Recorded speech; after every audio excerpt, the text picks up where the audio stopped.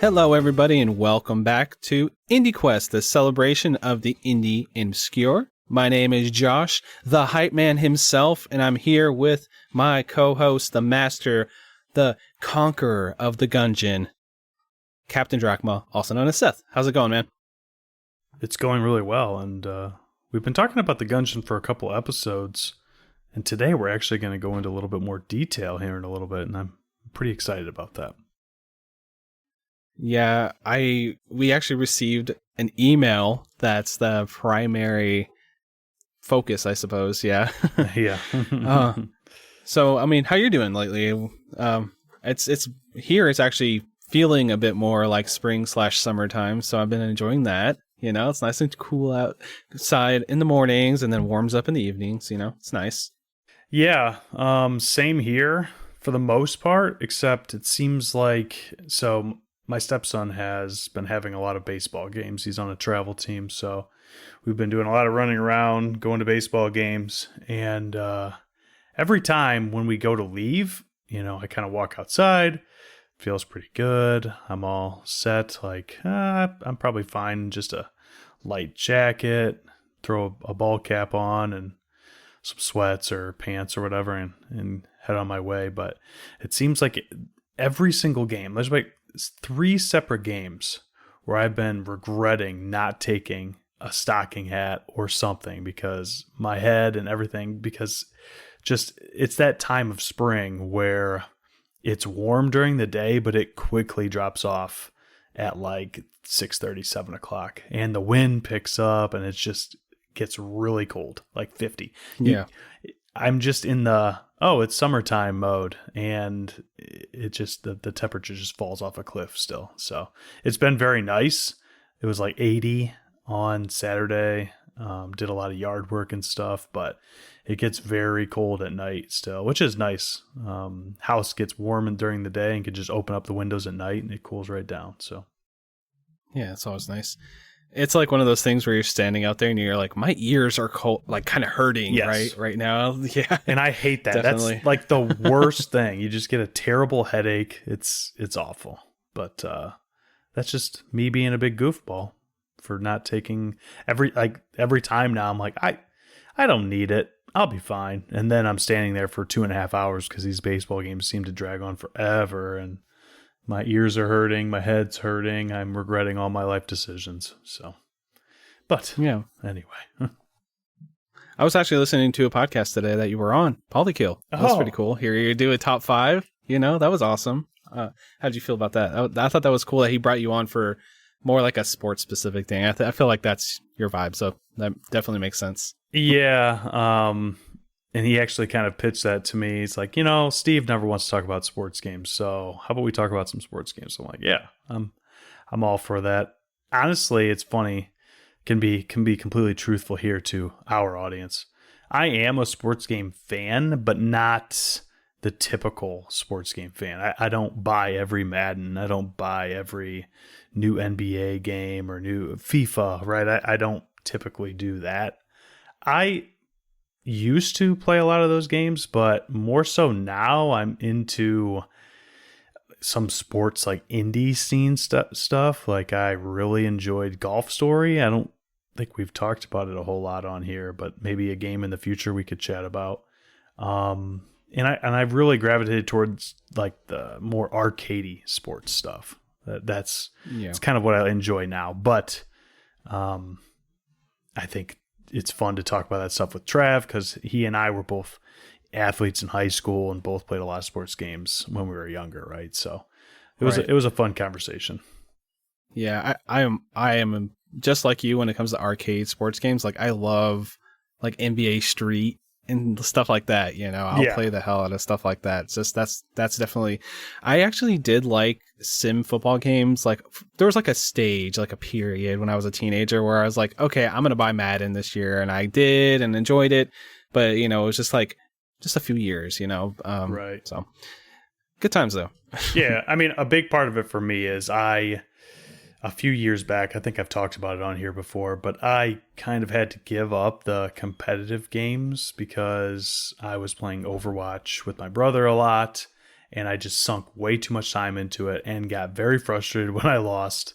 And I'm like, yeah, it's, that competitive gaming where you're playing online, it just wasn't making me happy. And why play games if it's going to stress you out, right? So I kind of left that behind me. And so with that went some of those online competitive sports games as well, right? So, right. I actually do stuff like that with, it's not even the same genre, but with Marvel Snap. Like, everybody knows I've been into that lately. I keep talking about it nonstop. I've probably talked about it on here multiple times. Yeah. But anyway, if I get frustrated, I'm like, all right, I got to put this down because that's not the point of this. This is just like time waster. I enjoy it. It's fun, but it's not to my mental health to be like, God damn it, I can't believe I did this or that. It's not worth being angry about. You know what I mean? So right, get stressed enough at work, right? Don't need to get stressed about video games when you come home. That's my opinion of it, at least.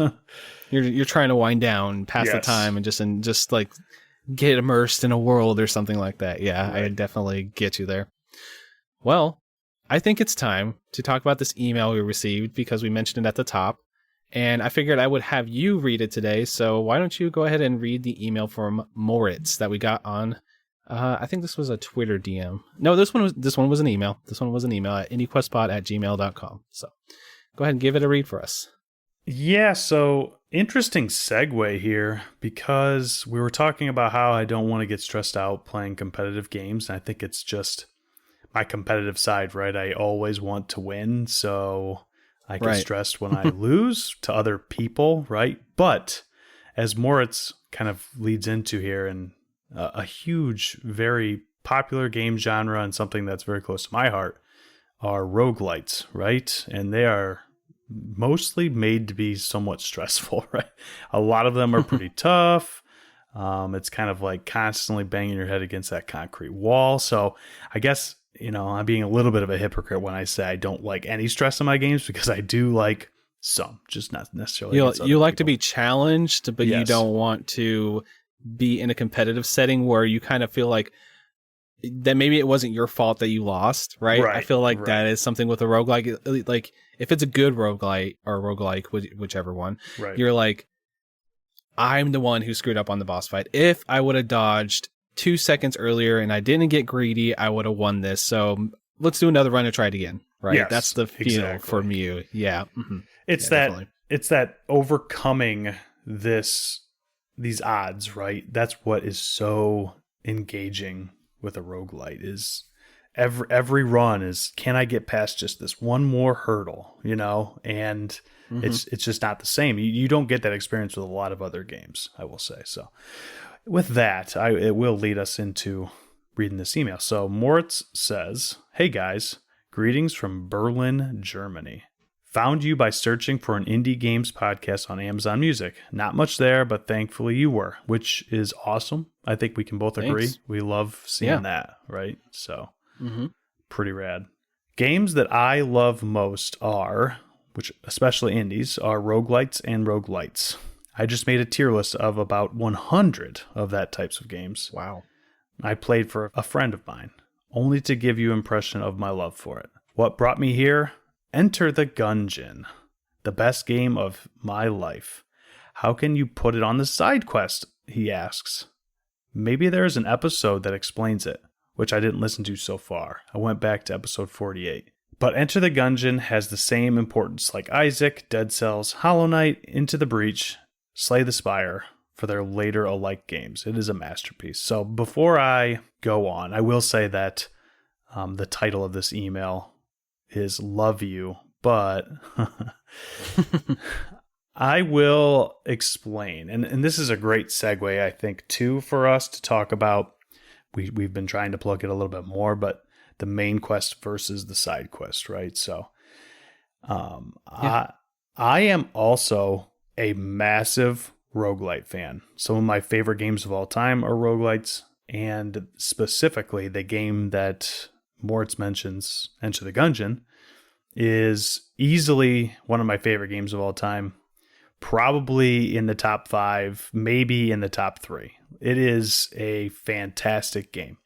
And I think that kind of perfectly defines at least my opinion of the quest log. And I know between myself and Josh and Steve, we all have a little bit, like the quest log is what it is, but it's all subjective, right? We all have a little bit of a different thought process when putting stuff on the quest log.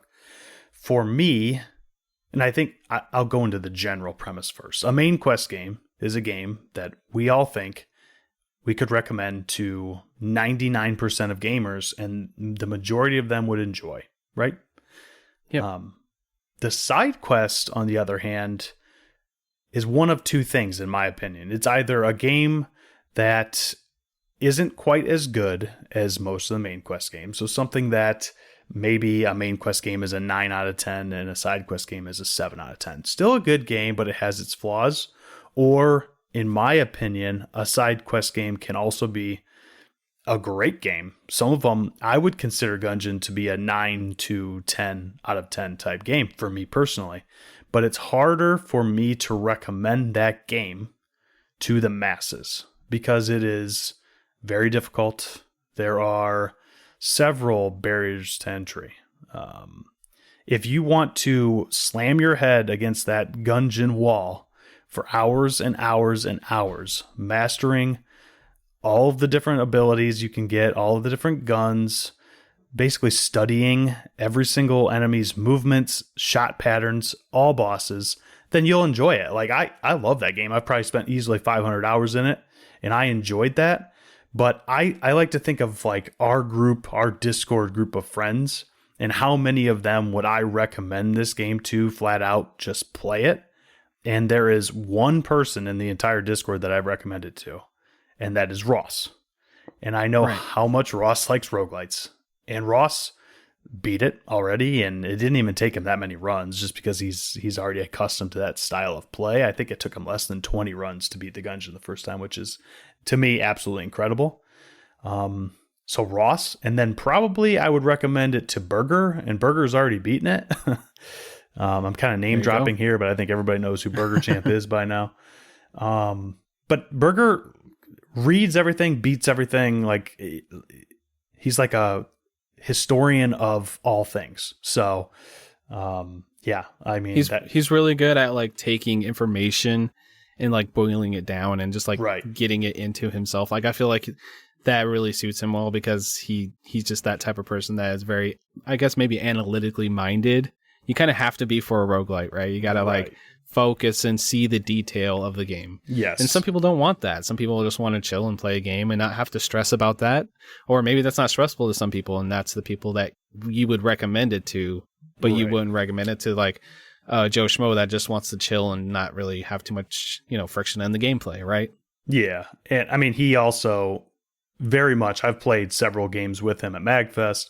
He will always see it through. Like if he starts a game, he's going to beat it almost certainly, unless it's a bad game, and Gungeon isn't a bad game, right? So that's the type of person I would recommend it to. And I guess that's the big thing answering this email. Sometimes I'm going to put a game on a side quest that I personally love and adore, but I can't necessarily recommend to everyone. And that was the case with Gungeon. I still stand by that. It's one of my all-time favorite games. Certainly my favorite roguelite. And if this was a roguelite podcast and not an indie podcast, I would be like, yes, go play it right now. But the majority of our fans, I would say, I mean, maybe not the majority. I'm sure a solid amount of people love roguelites too. And I think I said as much, right? If you like that challenge, you like a good roguelike or roguelite, then obviously, why haven't you even played it by now? It's one of the most popular roguelites that have ever been made, right? But yeah, that's my stance on that. And unfortunately, I couldn't put it on the main quest for those reasons. I think it's an incredible game. I always stand by that. But yeah, that's why it's on the side quest. But I will continue on here. So he says, so love you, but that's not okay. Suggestions for you to play and discuss. Tales of Iron, Battle Brothers, Devil Slayer Rexasi, Gut Whale, Downwell, Risk of Rain 1 and 2, and I know some people in the Discord played the Risk of Rain games together. Yeah. For the King, you three should play together, and we actually, Josh and I at least, have discussed playing a game, the three of us together. So certainly in the future, that's something we want to look into doing and share that experience like we've done the Freebird games and kind of can talk about our experiences. But I think it'd be a completely different experience to talk about it. A game we all played together. I think that'd be fun. Yeah, like a co-op game that's maybe more gameplay focused. Like we could just talk about like the ins and outs of the gameplay and our experiences. I think that'd be a lot of fun. Yep, for sure. He goes on to say Streets of Rogue, Wizard of Legend, Star Renegades. Well, I could continue for a while. Greetings, and please continue as you do, Moritz. And we will, Moritz. Thank you for the email. And hopefully I want to express that my opinions are my opinions. I certainly don't want to irritate anybody by them. And again, all these games that you've talked about, I've played several of them and I love them. It's just about how do I feel I can recommend to everyone or a smaller group of people. And sometimes that's why I put something where I do. But for when we made the show, like when we made IndieQuest, just as a concept, the whole idea was to make a list that was fun, full of positive, recommendations. So even if it's on a side quest, it's still a positive recommendation. Like I don't want people to go to the side quest and think that's us thinking negatively or saying anything negative about any of the games. It's just more of we're trying to, it's games that have a certain caveat, which like you said, it's the roguelike thing with Gungeon. That's the reason it's in the side quest. But that game is probably, I haven't played it as much as you, but I'd probably agree that's a masterpiece of an indie game. You know what I mean? That's one of the best indie games that's been made in the last few years. So it being on a side quest is kind of a gray area, but the thing is it's just all for fun. This is all just a fun thing we do to make a list and help people discover games. So, take it with a grain of salt. Yeah. The biggest one that I can point to, there's two of them actually. Steve played Titan Souls after I played it. I thought it was a side quest game. Steve played it and loved that game. One of his favorite games that he played last year, right? So that's just a matter of two different opinions. And then once again, I played Guacamelee and thought that was a great game, and Steve put that on the side quest, right? So that's what it's all about. Whether it's how good the game is or how good we think the mechanics are or our experiences, right? Like we all have different experiences that we're drawing from. And that's kind of how we make our recommendations. So I will say one last time, if you enjoy a challenge, play Gungeon. If you enjoy a challenge and you haven't played Gungeon yet, then it would surprise me. Go play Gungeon, send me an email, send us a Twitter DM, and I will be happy to talk to you guys personally. Send me personally a DM. We can talk about Gungeon. I will talk about Gungeon whenever I can. It's one of my favorite all-time games. So, yeah. And honestly, as you're listening to the show, if somebody's listened to like all the episodes, you guys kind of know our taste by what games we bring too. Like, I don't know if I personally would ever bring Gungeon to the show myself, because I never would probably play enough to have enough conversation starters or topics to talk about with that game. But you brought it to the show, so you already have an interest in it. It's a game that you like. So if we bring a game, we're probably going to recommend it. Like we are going to recommend it. That's the whole point. So, yeah. Yep. I mean, there's just sometimes going to be a caveat. Sometimes that caveat for me personally is going to be difficulty. I like to think of my brother or something, right? My brother, I would consider my brother a gamer, but he strays away from hard stuff. So I could not recommend a lot of the games that I love to someone like him. And I kind of think of him as the general gamer, right? The majority of gamers out there. So loves The Last of Us and MLB The Show. Like that's a lot of people, right? So right, exactly. Yeah. Awesome. All right. Well, thank you so much for writing in and sending us an email. Like, if you guys send us emails, we'll probably start the show with the email, like most of the time, unless it's offensive or whatever. But I doubt you guys will send us anything offensive. If you do, don't. Anyway, send us emails. It's indiequestpod@gmail.com. Might as well throw that out again. Thank you so much more. It actually brings a smile to my face, and I like instantly like screen grab it and send it to the guys when we get an email, because I get really excited about that. So absolutely. Yeah. Oh, but yeah, I mean, we have indie picks to talk about. I wanted to mention something though. I was actually struggling this between these two episodes to find something. I wanted to bring a brand new game, like a game that like just came out. And have you ever been in that paralysis where you're like, I try this game, I play for like 45 minutes, I'm not really feeling it. I play this game and play for like 30 minutes. But yeah, I've been in that mood because I think it's because I have like a big game I'm kind of grinding on or playing right now with Jedi Survivor. That's not an indie game. I mean, it could be on April Fool's Day maybe. But, yeah, the opposite of an indie game. Yeah, so that's the game I've been like super into. And then I wanted to, give the Steam Deck some love. So I was kind of going through my library, just kind of playing this and that. Nothing's grabbing me. And then I start going even deeper into my backlog of indie games, of old indie games that maybe I should talk about. And there are two I want to mention here, but there are games that you can't actually play anymore. So I can't actually bring them to the show. So I figured I might as well talk about them for a minute or two here because you can't actually play them anymore. So one of them is Tribes Ascend. So, they brought back Tribes, which is a classic PC game, and it's all about momentum, like sliding down hills, and it's like very precise shooter.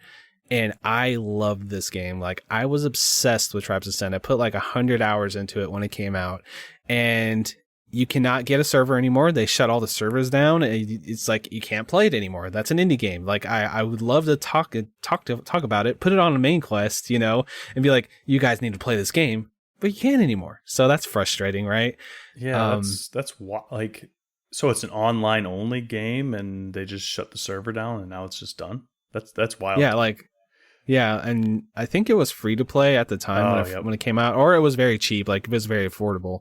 And I thought it was like one of the best like paced multiplayer games, and like it's just one of those you can just, when you get good at it, you feel like a god, right? You're like just destroying everybody. So it's one of those. And I just miss that game like all the time. I think about it like once a week at least.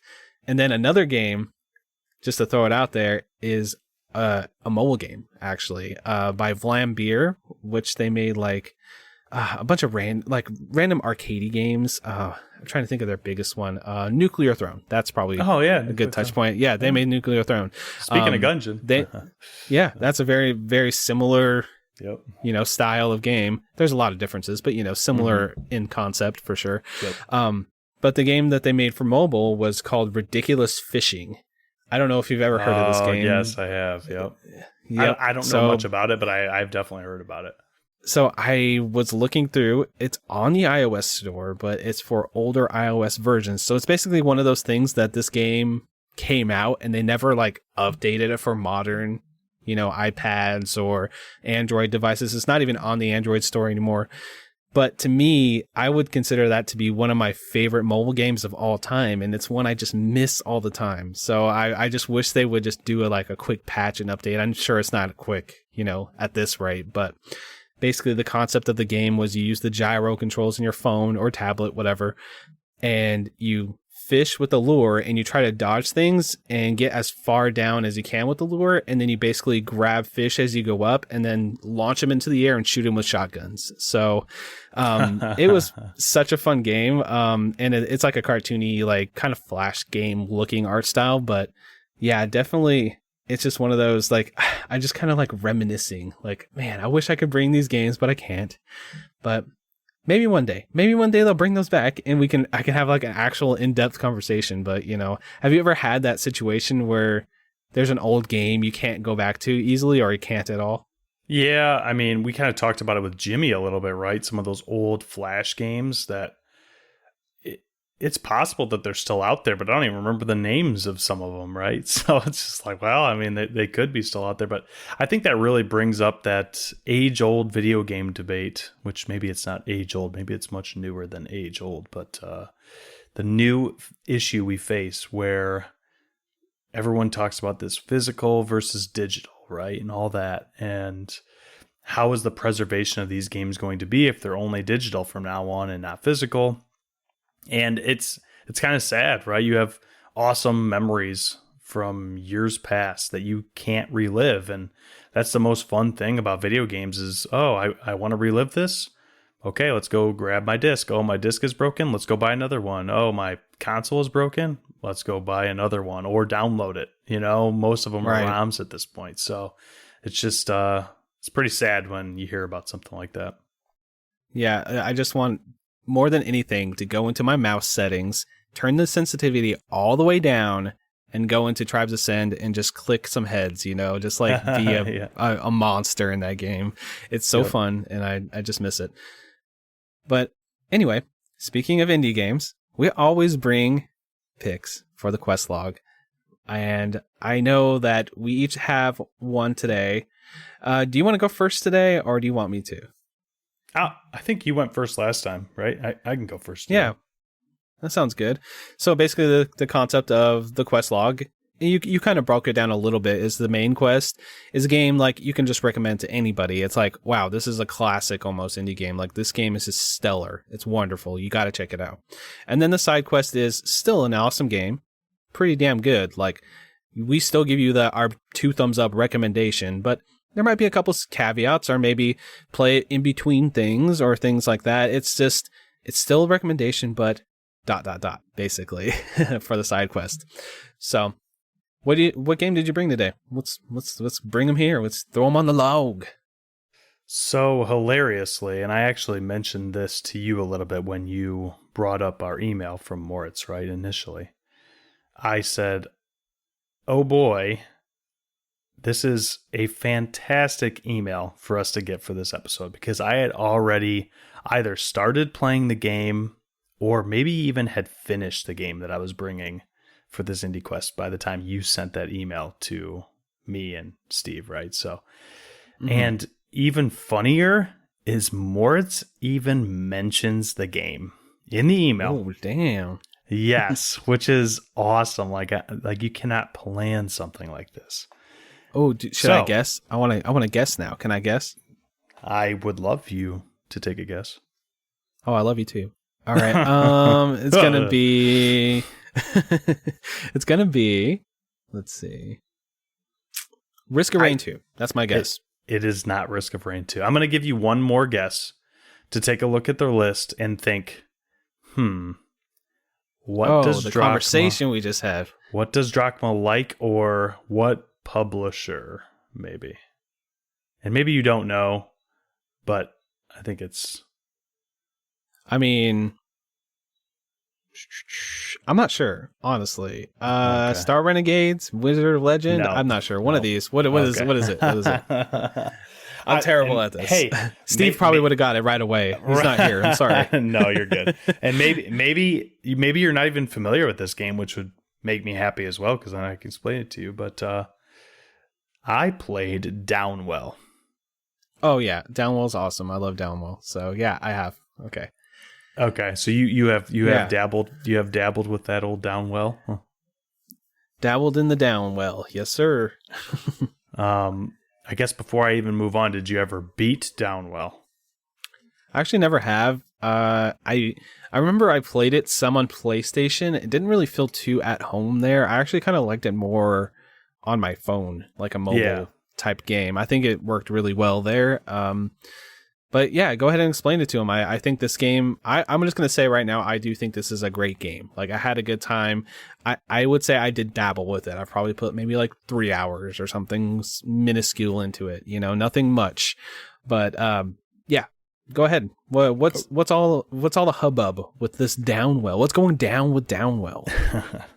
So Downwell is a 2D, I call it NES style. It's 8-bit for sure. And I was going to get to it a little bit later with the presentation, but only 3 colors on the screen at any time, which is very interesting, but honestly does a good job of making the player understand what is dangerous and what isn't. And we'll get into that a little bit later. NES style, vertical platformer, shoot 'em up, roguelite is what I called it. It's very odd. And you spoke about momentum earlier, and Downwell is very momentum based because your character is basically falling down a well. You're not entirely sure why, but that's how you start. You jump into a well and there you're off, right? So it was released October 14th, 2015, so a pretty old by today's standards indie game. Platforms, iOS, Android, like Josh said, cell phones, PC, PS4, Vita, and the Switch. I played it on my PC, and I will mention right now, I'm not sure if the sale is still going on. I'm assuming it goes on sale fairly regularly, but there was a Devolver Digital sale, and it was 98 cents when I bought Oh, that's a bargain. Yes, less than $1 for a game, right? It's especially a game of this caliber. Obviously, not sure where I'm going to put it on the quest log yet, but it is going to be on the quest log for $1. Right. I recommend it to someone. I mean, if you get at least even just an hour for 98 cents, you're making bank, that's some profit there. So yes, the value is insane for sure. So.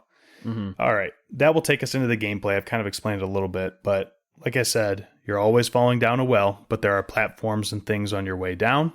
You control a character that has what the game calls gun boots. So you basically have these shoes on that by double tapping the jump button start to shoot, right? So you can jump up, you're in the air, you press the jump button again or hold it down, and you shoot downwards. And those allow you to basically float for a short time, but they have an ammo capacity. So you can only shoot for so long before you're out of ammo. And the way to refill that ammo, and this is like the entire main mechanic of Downwell, is you have to either land on a platform or land on an enemy that allows you to land on them, right? So, a la spiky shell guys in Mario, there are some enemies that you cannot jump on, and there are some enemies that you can. And the big mechanic in this game is you get gems from either side rooms or by jumping on enemies. And gems are what allow you to go into shops, which I'll explain in a little bit more detail here in a minute. But the big thing, and like I said, it's momentum, is if you can manage to combo a bunch of jumps and kills together without landing on a platform, you start racking up a combo meter. And as it goes up, you hit certain thresholds. I think it's 8, 15, and 25. I think those are the thresholds that give you money, that give you health, and that give you something that's called charges as well. Like I said, it is a roguelite. So you want to build up all those extra resources you can. You want to get your health up. A charge, I'll explain it right now. A charge is basically extra ammo that you will constantly be able to have. So you start with 8 slots of ammo. Every time you get more charges, you get an extra 2 charges, right? There are, I don't know exactly how many, I think maybe 8 or so, 8 to 10 different guns in the game. Each one uses a different amount of ammo. So the first gun is the basic gun, and you can never get it again. It's just you start with it, and then you eventually find a new gun, and then it's gone. But the first gun, and then guns like the machine gun, only use 1 charge every time they shoot, whereas other guns like the shotgun use up to between 4 and 5 charges every time they shoot. So you want to get as many charges as possible, because not only do the guns kill enemies, but they also keep you afloat to allow you to continue your combo. I think I explained it. Josh, you've played it. Is there anything that you might be able to add to that? No, I think that you explained it pretty well. I do think the art style is very striking. If you guys haven't, just check it out. Like, I think they did a really good job. Just like it has a very unique look. Like, if you say Downwell, I could see it in my head because of the way it looks. So just unique. So you say it's roguelite. There are upgrade mechanics, right? Once you collect things, like you have like a shop you go to and things like that to make your guy have more bullets, stuff like that. I very vaguely remember that. So yeah. So like I said, you can combo to get those extra health and extra charges and things. Also, you can find extra rooms that give you a different gun, but they also can give you an extra heart.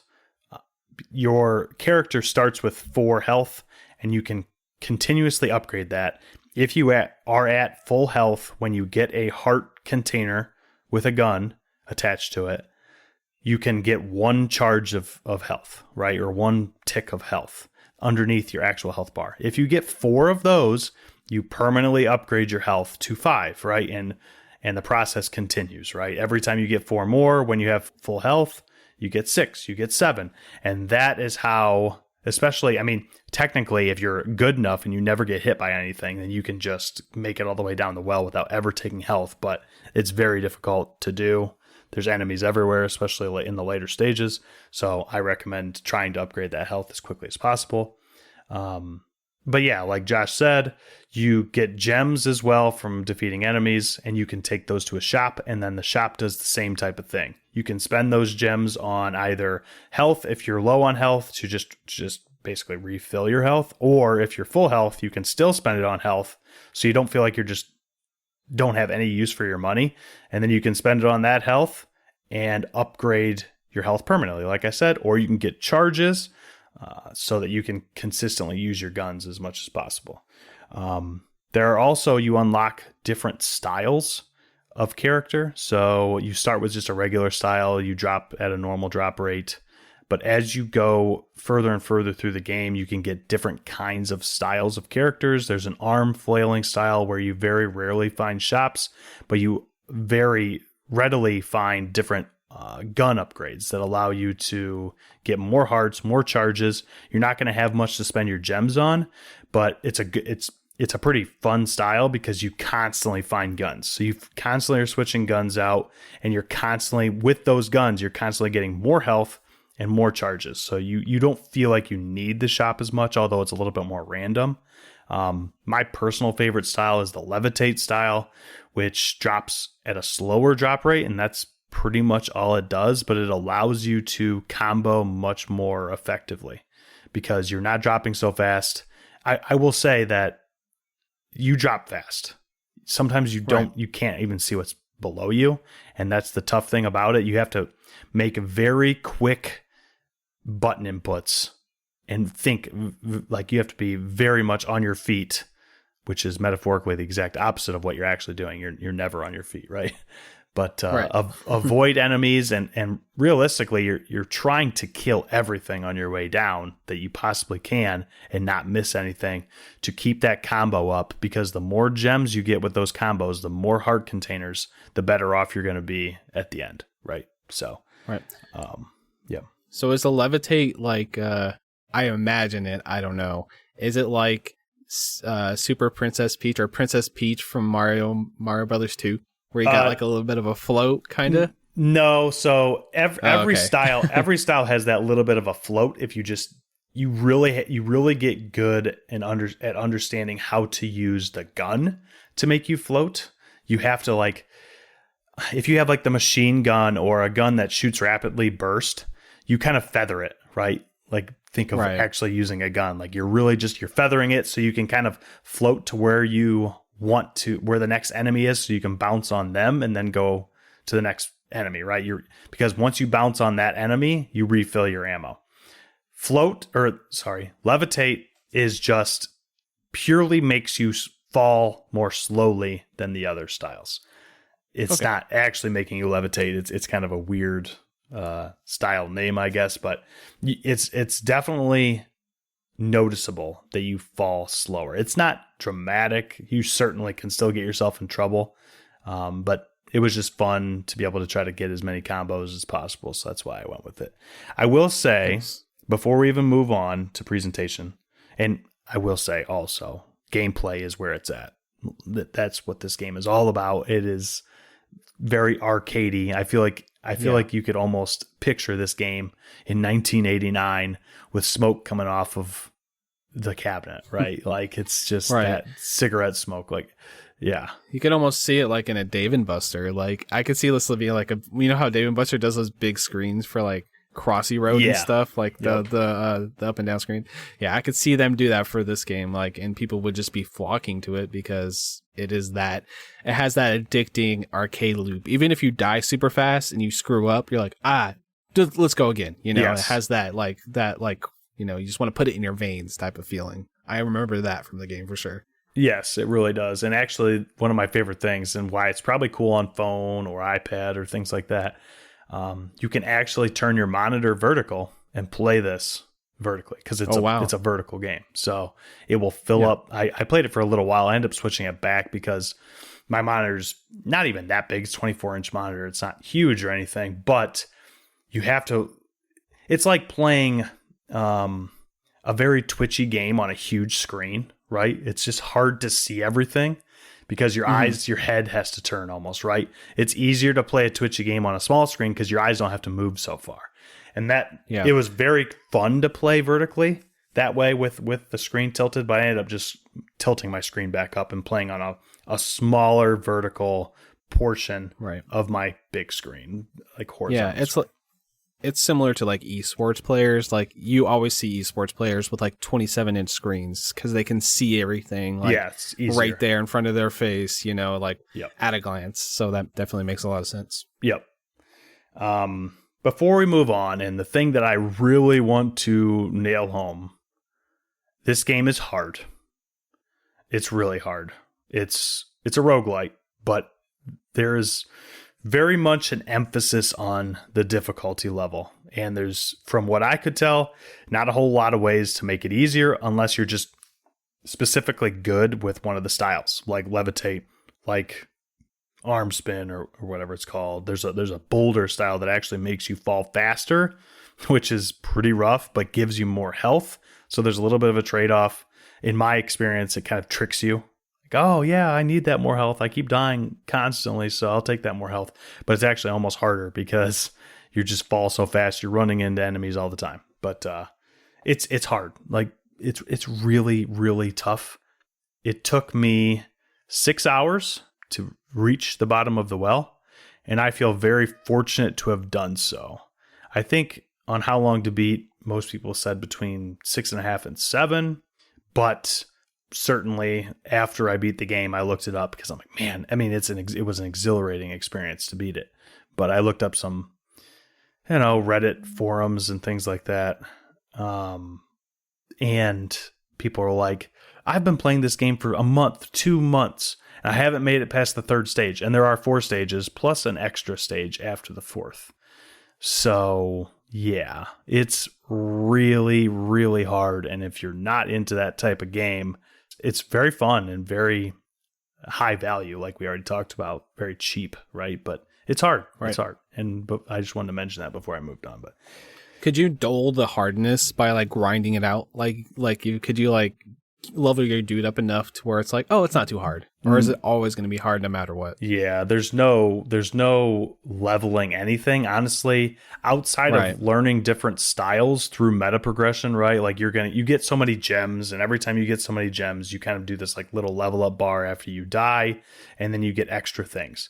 But for the most part, the only thing you get for getting gems outside of what you're actually doing within the game is palette swaps. So you can make the palette of the game look different. Normally it's black and red and white, and you can make it just so many different colors. There's only ever 3 colors on screen at a time. And I did find that trying out some different styles helped my eyes a little bit, see things better.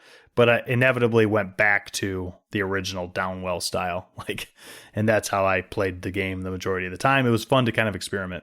But no, there's no making you stronger like in Hades, I will say, right? In terms of you just got to learn the Twitch reflexes and hope for the best. Yes. That's what it sounds like. Yes, you learn or you die. Yeah. So yeah. Hey, this is Seth from the future. Josh just asked something about whether or not you can level in Downwell, and technically you can't. But at the end of every mini stage, you do get to pick an upgrade, and I wanted to mention that. So things such as getting more health is one of the upgrades, but you can also do things such as shooting blocks and making bullets come out of them. Making bullets come out of your character every time you pick up gems. So a lot of things that do make you feel stronger as you go through the playthrough, but each time you play, you restart. So just wanted to mention that. Thanks, guys. Moving on, and the last couple sections here are very short. Presentation, we already got into how it looks. I will say it moves very well. You don't expect a game like this when you're falling down, right? you think about how an NES game looks and it's choppy, especially when things are moving quickly. That is not the case. Obviously, it's on very powerful hardware now. Even a cell phone is 100 times more powerful than an NES is, right? So at least, but so you never have a problem with the weird ghosting or anything like that. It always looks really good. There's no story at all, from what I could tell. Nothing is going on. The objective is get your guy to the bottom of the well. And I will say there is some payoff there once you get there, but I'm not going to spoil it. It is cool. It is fun to see what's at the bottom of the well, but there's nothing that tells you why you're even going down there. Which leads us into music. I really enjoyed the music. Great little chiptune soundtrack that almost feels like it's flirting with between 8 and 16-bit soundtracks. But I really enjoyed it. It's very good background music to play, and I have listened to it by itself, and it's very fun listen. I think that I will certainly be bringing a song from this in the future to an IQ OST. I specifically enjoyed the shop theme, so take that for what it's worth. I think that will be leading me to my final verdict. Josh, did you have anything else you wanted to add? I think the reason I fell off of the game was the challenging nature of it. Like, I feel like I was not making much progress, and I do like the look of it, and I do think the gameplay is very fun, but I was like, yeah, this is going to be a nice time waster. I'm never going to beat this. That's pretty much what the game ended up being for me. So my perspective is it's a really cool looking game. Like, graphically, plays really well, has nice music, has a nice gameplay loop, but it's like, yeah, I'm never gonna sit down for 6+ hours or more, probably 8 to 10 probably for me, I don't know, and beat the game. I don't think that's ever gonna be a thing, but this makes me want to at least boot it up and play some more of it, because I remember just really loving the loop. You know, the loop is actually very addicting. So it is. Yes, it has been fun because I've dabbled with it a decent amount since I beat it, because there are so many fun and challenging achievements. I didn't even mention, after you beat the game the first time, it unlocks hard mode, which is insane. I mean, oh yeah, insane. Have some hard with your hard. Yes, it's wild. Like I managed to get through the first stage, and the second stage was just ridiculous. I'm like, oh my gosh. So I haven't made it very far in that, but with all that, I'm going to place Downwell on the side quest. Okay. I love this game. I will say that I think Downwell is one of the best games I've played this year. But once again, I recommended this game already to one person, and that was Ross. Ross was on our show before, so listeners may remember him. He loves a good, hard roguelike game. Just like Skull, like Gungeon, like, I shouldn't even say this. One of his favorite games is Hades, right? Hades is on the main quest. Josh put it on the main quest. I did. 100% wholeheartedly agree with Hades being on the main quest, because there are several different ways to curb the difficulty in Hades by just the mirror, right? You can level up through the mirror and make yourself stronger in different ways, and you actually feel like you're progressing on your runs. There's also such a thing as God mode, where it's basically easy mode, which is weird for a roguelite, but it works for Hades. And honestly, I get it. I would rather more people play that game. There is nothing like that in Downwell. It's 1987 NES hard, and you just have to sit there and get better. Pick a style you enjoy once you unlock them, and just keep doing it and slam your head against that difficulty wall. Just got to get good, right? Yeah, you do just have to get good. I will say, people, Moritz, I'm assuming you're listening, and I know you put Downwell on your list. I love it. I love Downwell, and I would recommend it to all of my challenging game playing friends, but I would not be able to recommend it to the masses. I do think that for $1, everyone listening should at least try it. That is what I will say.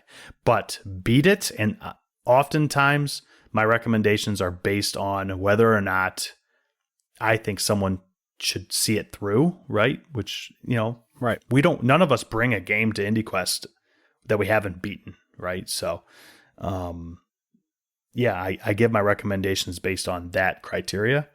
I can't see a lot of people putting up with it as long as it might take. I think that I am a fairly skilled gamer when it comes to these types of games, and it took me over 6 hours to beat it. Like the average person, like I said, there's people on there that said they have been playing it consistently every night for months and can't get through it. So I cannot recommend people try to beat it if it just isn't for them. But right. Yeah, would recommend it at that price for sure. Yeah, at least as like a toy to mess around with. Yes. And just like get a little bit of that. Like I said, the gameplay loop is very captivating, I would say. Like, it's very fun to get in there and just, even if you just make it like 30 seconds and make it to the second area and that's it every single time, you're still going to have some fun, you know, with the game, for 98 cents especially. So yeah, I would say if you are listening to IndieQuest right now and you decide to stop at the Wendy's drive-thru and you're like, I really could use a Junior Frosty. It sounds really yummy. But you're also trying to watch your waistline. Downwell is perfect for you. Just don't get the Frosty and buy Downwell. Because there you go. So, with that, Josh, what game did you bring for us today? Okay. So, I was surprised. This is actually a pretty popular indie game. Like, this is a game that I'm bringing to the quest log because I feel like it needs to be on it. But it is a very popular indie game that people know about. So, do you want to guess, or do you want me just to tell you what it is? Well, there are several games I've been thinking that should be on there, and there's one. I just feel like you're waiting for a very specific time to bring this game, but I'm going to guess it anyway. Is it Celeste?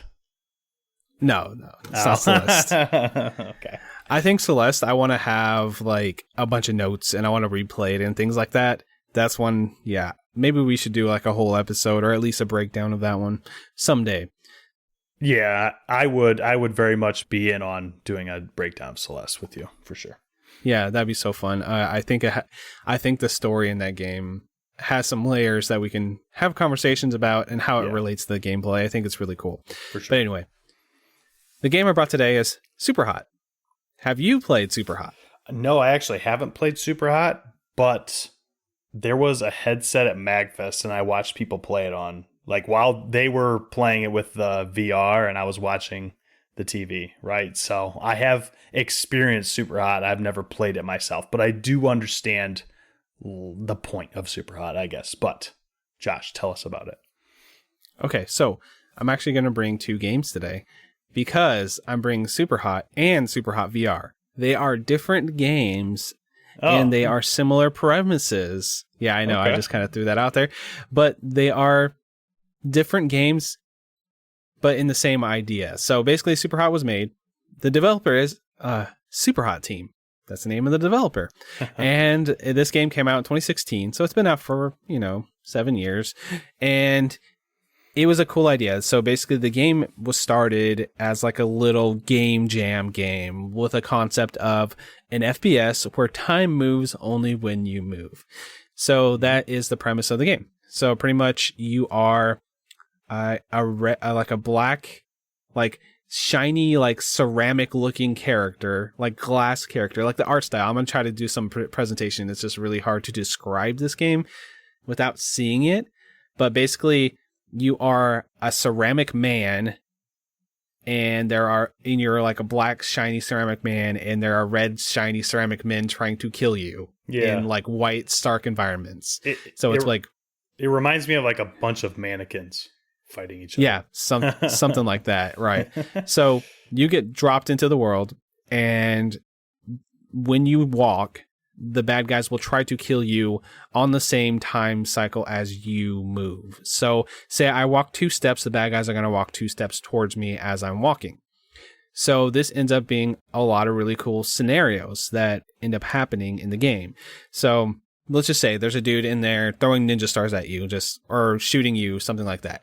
You can basically stand still. Okay, the trajectory of this bullet is going to go past my head if I just lean to the right and move to the right, and then the bullet can go past you, and then you can go grab the gun or whatever out of his hand, shoot him in the head. Okay, cool, I won that area. So a lot of the times you start to feel like, I guess, like an action movie star, John Wick. So, because like what ends up happening is you get into a room, you drop in there. It's all in first person. I didn't say that. This is a first person game, so it's a first person shooter.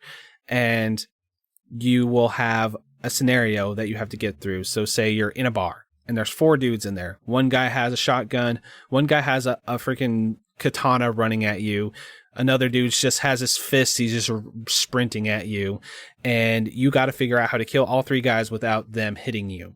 And you have control of basically space time. So you want to plan your moves to basically figure out this puzzle in this room to kill all these people without them landing any shots on you, because every shot is one hit kill, which I feel like a lot of indie games do that. Like that's like super, like Hotline Miami, Katana Zero, like a lot of games like to do the one hit kill type of thing. Try it again, one hit kill, try it again. Same idea here, but the cool spin on it is the time mechanic. So say there is a sword, you see a dude running at you with a sword. He could swipe at you, you could back up real quick and dodge it, and then punch him in the face, grab his sword, cut his head off. There's a dude shooting you. You see the bullet coming at you. You can block the bullet in real time as it's coming at you, then throw the sword at the dude, you know, things like that. And then what ends up happening after you do all these things in like the slow stop, go, stop mode, they play out that action sequence in full speed. So say you boom, boom, boom, boom, kill everybody like in slow motion, you know, because you're controlling time. Then you actually get to see it like you're just a badass kicking ass. And pretty much there's a little storyline that is involved with this, but most of the time you have like a set of stages that you're going to be doing, like 5 to 10. If you fail the stage, you usually go back to the set of stages, and they're all super short like that. There's usually like maybe at max like 5 to 6 dudes in an area, and it's just really fun to get in there. You can pick up random things on the ground. Everything is pretty obvious to see what you can interact with, because everything is white except like very stark except for the things you can interact with. So say you see like a black ashtray sitting on the table, you can grab that ashtray and bash somebody in the head with it, and then, you know, move on with your day and keep on kicking ass. So it's a lot of just, okay, crap, what's going to happen? You kind of like start getting, all right, I'm trying to figure this puzzle out as fast as I can because all these dudes are coming at me. All right, if I grab this ashtray, smash this dude, grab this, boom, boom, boom, boom. And it ends up being more like a, in the moment, like doing it as fast as you can, almost twitch reflex type thing. And it just ends up being this very satisfying experience, just moving through the worlds and trying to solve all these puzzles. I will say that based on what I saw, you drew a comparison, and I know we've already done this. We just did this last week, but it's a game I love. It's a game we both love. It does feel very much like a 3D Space Katana Zero in some ways. Right. Like it's at its core, it's a puzzle game with a shiny coat of paint, and it's still twitchy, yes, but it's a twitchy puzzle game, which is very interesting, right?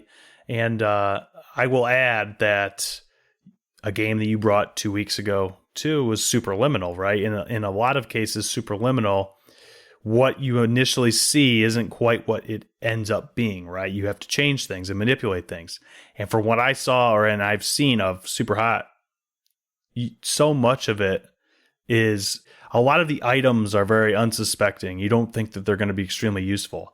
But so much of what you can do with a lot of the stuff is different from what you initially think, right? You can, I feel like I remember watching someone, rather than shoot a gun, they threw the gun and then moved.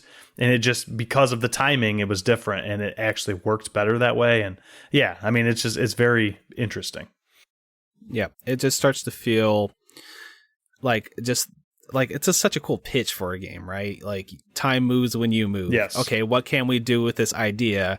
And I think the execution here is just immaculate. I think they like really killed it when it came to just getting little puzzle boxes to work through, which you turn into like a badass, I guess, ceramic dude killer or whatever. But the dudes do Pretty much. But the dudes do shatter super satisfyingly, right? Yeah, and there's like a really nice crunch sound to them when you like shoot them or like hit them with something or like stab them with a blade or whatever.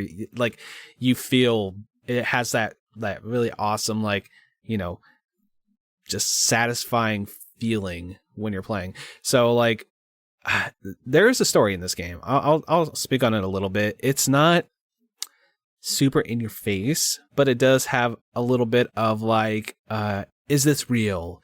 Are you in a real thing? Or is this a simulation? Or is this a simulation in a simulation, you know? Yeah. And stuff like that. It's kind of ethereal, I guess, but it's interesting. It makes you think a little bit, you know? So this is where Superhot VR comes into play because it's really just an extension of Superhot. It's more stages, but is suited for the VR version. So take the same idea. If you move, the world moves around you. So if you literally wiggle your head, you can move the world in the VR version. So it becomes more physical. So I wanted to kind of lump these two together because like they're pretty much the same game in concept, but there's just different stages because you got to like, you know, change the gameplay for the moveset, right? You have two hands that you can move around in VR. So in the VR version, it's just really fun because you can literally look around the environment and just grab stuff and just start chunking things with your actual physical hands. So that makes it have that physicality that actually would be a very good starting point for somebody who hasn't really played VR before, I think, because it really, you start to just like, oh, okay, I can grab this and then I can shoot this gun. You know, obviously that's an easy thing to do in a VR setting is shoot a gun. But, you know, with your first introduction, it's not going to like make you motion sick either because you're kind of like standing still in place a little bit. You do walk a little bit, but it's mostly just, you know, douche, just trying to kill people. So there's not much game music in this game, I wouldn't say. There's like occasionally some techno kicks in. It's all just ambient. It really is in environment music a lot of times. Like there's a club setting where you hear like pulsing music, things like that. But for the most part, it's very silent. All you hear is just the crunching and shooting, and you can hear the dudes running, you know, in the distance. So it's mostly about the soundscapes more than the music in the game. So I don't know. Have any questions for Superhot? It's really hard to go much more in depth than that. That's the game, right? You have a bunch of puzzle boxes, you have a first person mode, and you are just trying to piece out how to use time to your advantage to just succeed at each puzzle, and then you move on to the next one. And then the difficulty does ramp up as you play, like most games like that would. And at the end of it, you do feel like you're like mowing down entire rooms of dudes. You get like assault rifles and shotguns and things like that too later on in the story. But mostly it's focused on, let's use some random items around the map to, you know, kick some ass. Yeah. I don't think I have very many questions. I feel like this was obviously, like you said, extremely popular indie game, and a lot of people know a little bit about it. I will add a little bit of some trivia here, I guess, since we were talking about Gungeon earlier. There is an item in Gungeon that is extremely annoying called the Superhot Watch. And it basically turns Gungeon into Superhot. If you move, the enemies move. If you don't, they don't. And so it always just gives me a headache, like because trying to figure out what to do next. Yeah, it just makes Gungeon into a completely different game. It's extremely gimmicky in that way.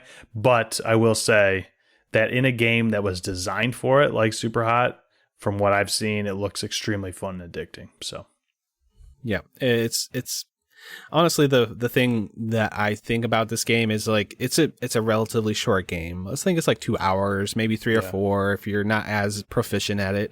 But I think it's a decent runtime. It's like a sit down one evening and get through it type of game. Same with the VR version. But they're nice. Just I feel like I could go back and replay these games like any time because that feeling that it gives you, that satisfaction in the gameplay is so good. And the thing is, all right, I'm not bringing this game to the quest log right now because I have played it, but they have a third game in the series called Superhot Mind Control Delete, that's literally this same exact gameplay situation, but it's a roguelite. So you actually have a map to go through, and like this map you fill out where you get perks and you get different weapons, and basically it takes that base formula from, the VR version, the original Superhot, and turns it into a roguelite. So if you guys play Superhot, or you have in the past, I would suggest giving that one a shot.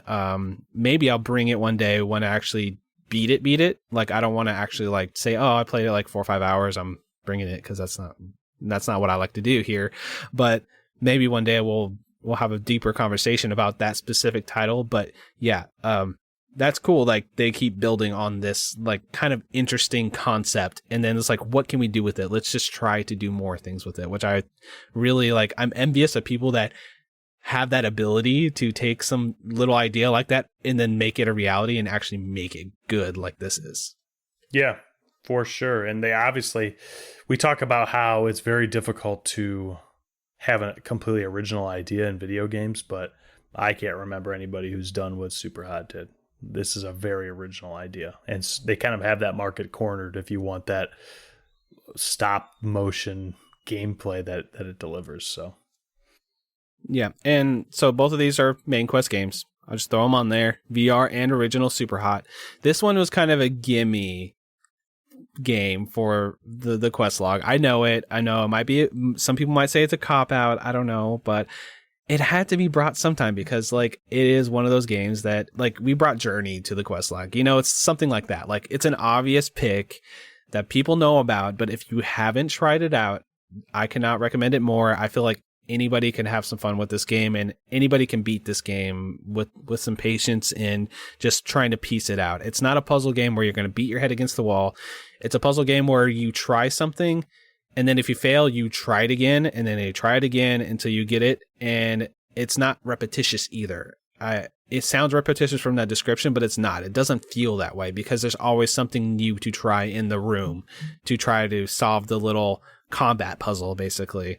And I feel like it just scratches a specific itch. Like, if you're in the mood for just something unique, and I don't think there's anything like it. So yeah, check both of those out. Those are definitely both main quest games, Superhot and Superhot VR.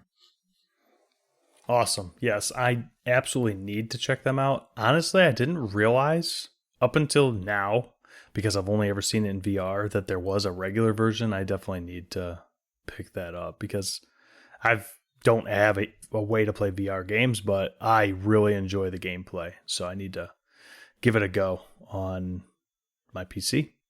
Yeah, I think that it lives very well, and it works very well for the original version. Like I said, it is definitely a main quest game. I do think that a VR can elevate it at times, though. Like, in VR, it's a whole different game. It really is a whole different game. Like, the whole rooms are different and everything, but like, putting yourself in the shoes of that character and just being a badass, like, you actually feel like physically like you're doing the actions. Yeah. It's like a whole new level. So I know you don't have a VR setup, but if you could ever like are able to try it out or play it for extended period of time in VR, that's the way to do it, I would say. But the non-VR version is just as fun. It's just a different thing. It's different but the same. You know what I mean?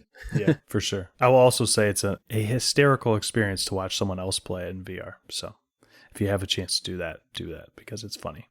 Right. And this game's on sale all the time. I think it's standard $25. It's on everything. All modern platforms and Steam and stuff. I'm not sure about Switch, but I don't know. I don't know if I'd want to play this on Switch anyway, but you know what I mean.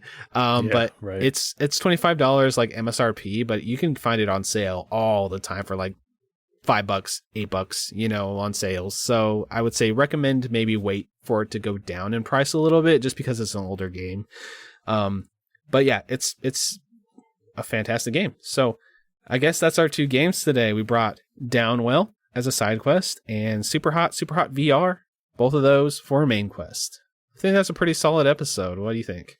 Yeah, for sure. Two games we very rarely bring two games that are extremely well known, but I'd say both of these games are pretty well known. Downwell maybe a little lesser so, but still very in that upper echelon of roguelites. And then Superhot, of course, is extremely popular game. So Yeah, that's like they probably sold millions of copies of that, right? Yeah. You know, Yeah. that's what I'm assuming. But you know, it's a fantastic game, and you know what I'll do? I'll specifically find like the most unknown game, like 2 Steam reviews, and bring it soon just to balance it out. All right. I think I could do that. I like doing that, just trying to dig and find those hidden gems. So yeah, I had one I was actually going to bring. I'm not going to mention it because it might get patched, and I don't want to I think it's like 2 people who made this game, but there's a game I was playing that had some technical problems, and I actually got like blocked in the game from getting past the technical problems. So maybe it'll get patched and I can bring it here and talk about it because I was enjoying the game, but there, you know, I just had some technical problems. I looked it up, like multiple people were having it. So it's kind of like, people chasing their passions, that happens, so yeah, I suppose that's the difficulty of the indie sphere, right? You don't have very many people working on it, don't have a whole lot of people testing it, right? It's tough, but still, that's why we're here, right? To be able to shout that kind of stuff out and promote the people who spend their time, all their life savings in many cases, right, to live their dream and create a game. Yeah, it's like the Cuphead guys who mortgaged their house twice or something to get the game done, stuff like that. It's crazy, man. For sure. But anyway, that's been IndieQuest for this episode. Let's do some plugs. You could find me on Twitter at Frantic Society. I guess I just started with myself this time. I don't know why. You can find the podcast IndieQuest Pod on Twitter as well. Seth, where can they find you on the interwebs?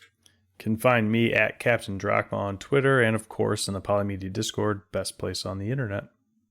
You can send us emails, just like Moritz did at the top of the show, indiequestpod@gmail.com. We are part of the Polymedia Network, which is a fantastic network of podcasts. Go ahead and shout out a podcast that just tickles your fancy, that you want the folks to know about. I will say it's been on hiatus for a little while, but I believe as of the time that this will release, we will get a new Uncle Doug's DVD bin tomorrow, Thursday. So if people who are listening to this have not checked out Uncle Doug's DVD bin, go do that. Trav and Kev are extremely funny, and it's well worth a listen. I think that if you haven't checked out that show and you like movies, like you're missing out. Like it's that good. I have a good time with it too. Also, I want to shout out a podcast that goes on hiatuses here and there. Tales of the Lesser Medium. They brought back the show with Shenmue, which I've been listening to recently, and I really enjoyed. I thought that was funny too. Another great funny podcast on the network. Yeah, and that story. I mean, I haven't played much Shenmue, but I imagine I haven't had a chance to listen to that new episode yet. But I imagine they made that very funny. Oh yeah. You can just think about what you think it's going to be, and it's that. Yeah. Exactly.